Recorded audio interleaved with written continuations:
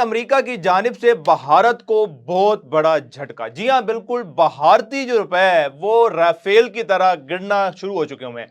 ٹریف king جس کو کہا جا رہا تھا بھارت کو, جب بھارت کے اوپر ہی ٹریف بڑھا دیا گیا تو اس کے بعد سوال یہ تھا کہ بھارت کو کا کیا نقصان ہوگا اور یہ ٹریف بڑھایا کیوں گیا. اب سب سے پہلے تو بھارت کے ساتھ امریکہ کے جو تعلقات تھے اور خاص طور پہ ڈونلڈ ٹرمپ کے جو تعلقات تھے وہ بڑے اچھے تھے اس سے پچھلے دور کے.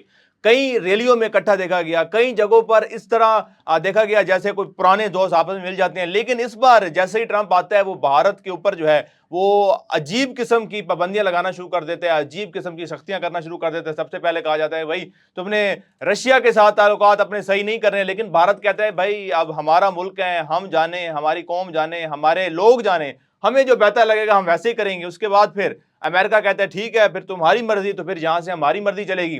پھر امریکہ ایک پالیسی نکالتا ہے, پالیسی کے اندر یہ بتایا جاتا ہے کہ یہاں پر جتنے بھی غیر قانونی لوگ رہ رہے ہوں گے امریکہ کے اندر ان کو اپنے ملک واپس جانا پڑے گا, لیکن اس کے اندر پہلا نمبر آئے گا بھارتیوں کا.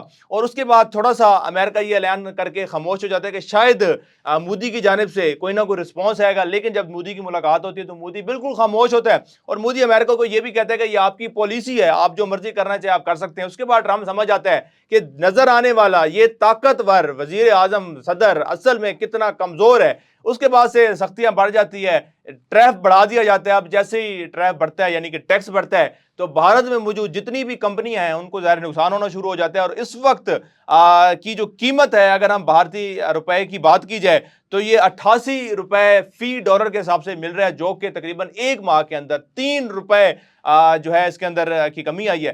باقی اب آگے جا کر پتہ چلے گا کہ بھارت کو اور کہاں کہاں کس کس محاذ پر جو ہے وہ نقصان اٹھانا پڑتا ہے, کیونکہ امریکہ کا یہ ماننا ہے کہ جو امریکہ کی نہیں سنے گا پھر اس کے ساتھ ایسا ہی حال ہوگا. کیونکہ پہلے یہ دونوں ممالک آپس میں اکٹھے ہو کر یکجا ہو کر جو ہے وہ کوشش کر رہے تھے کہ ہم پوری دنیا کے اندر جو ہے اپنی بدماشی دکھائیں گے, حکمرانی کریں گے, لیکن یہ ان کا منصوبہ جو ہے کامیاب نہیں ہوا. تو اب اس کا نقصان جو ہے وہ بھارت کو مختلف صورتوں میں اٹھانا پڑ رہا ہے.